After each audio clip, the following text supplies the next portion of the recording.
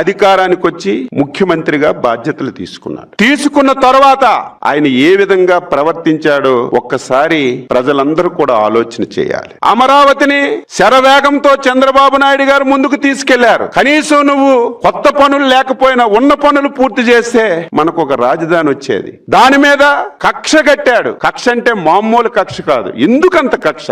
కక్ష కట్టి దాని మీద ఏ విధంగా విషం చిమ్మారో నేను రోజు చెప్పవలసిన అవసరం లేదు. మీరందరూ సజీవ సాక్షులు. శ్మశానం అన్నారు, ఎడారన్నారు, ఒక జాతి గురించి ఒక కులం గురించి కడుతున్నారని ఇష్టం వచ్చినట్టుగా మాట్లాడారు. అవినీతి జరిగిందని మాట్లాడారు. కానీ ఒక్కటంటే ఒకటి నిరూపించలేక చతికిలు పడిపోయిన విషయం కూడా అందరికీ గుర్తు చేస్తున్నాను. చివరికి నేను మళ్ళీ చెప్తున్నాను, ఆ రోజు రాజశేఖర్ రెడ్డి నుంచి ఈ రోజు జగన్మోహన్ రెడ్డి వరకు వారి కుటుంబ జీవితమే అంతే.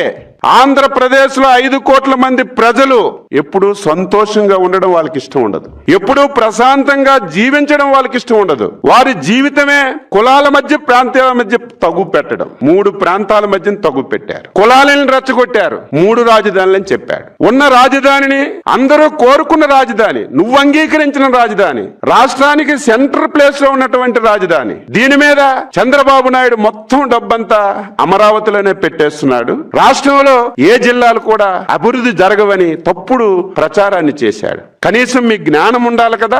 అమరావతి అనేది సెల్ఫ్ ఫైనాన్స్ ప్రాజెక్ట్. అది 34,000 ఎకరాలు 29,000 మంది రైతులు ఇచ్చారు. ఒక పైసా ప్రభుత్వం పెట్టక్కర్లేదు. దాని మీద వచ్చినటువంటి డబ్బులే రాజధాని నిర్మించవచ్చు. మిగిలినటువంటి భూమిని బ్యాంకులో పెట్టి డబ్బు తెచ్చి అభివృద్ధి చేయొచ్చని అనునిత్యం మనం చెప్పినా సరే కావాలని చెప్పి ఇది అమరావతి మీదే రాష్ట్రం మొత్తం దృష్టి పెట్టి రాష్ట్రాన్ని అభివృద్ధి చేయడం లేదని ప్రాంతాల మధ్య తగ్గు పెట్టారు.